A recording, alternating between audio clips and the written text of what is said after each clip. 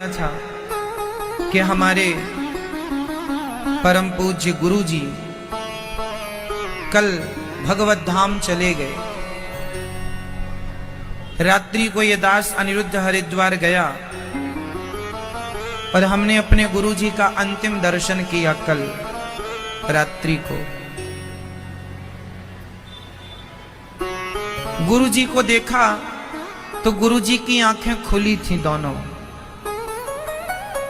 दोनों नेत्र खुले थे। इसका संकेत क्या है? गुरु जी सुबह 4 बजे जैसे ही जागे और जागकर जहां वो बिस्तर पर लेटते थे वहां भगवान का चित्र था। वो भगवान को उठकर रोज देखते थे। आज बस देखे ही थे कि देखते देखते प्राण निकल गए और उनकी आंखें खुली रह गईं।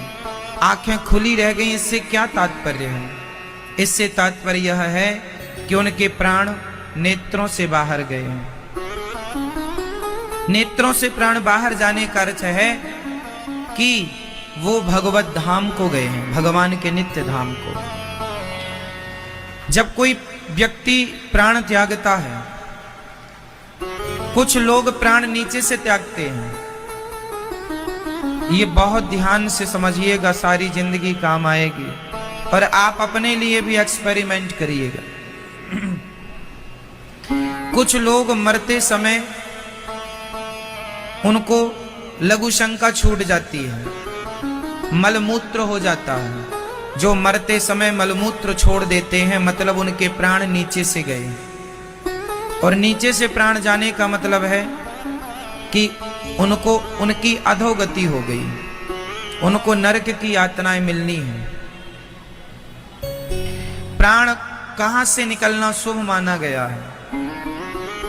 या तो प्राण मुंह से निकले, मुंह, कई लोगों का मुख खुला रह जाता है मतलब प्राण मुंह से गए हैं। कुछ लोगों की आंखें खुली रह जाती हैं मतलब प्राण आंखों से गए हैं। या फिर ये ब्रह्मांड ब्रह्मरंध्र फाड़कर प्राण निकलते हैं यहां से। ये कोई करोड़ों में कोई एक के साथ ऐसा होता है कि ये ब्रह्मांड फाड़ के निकले।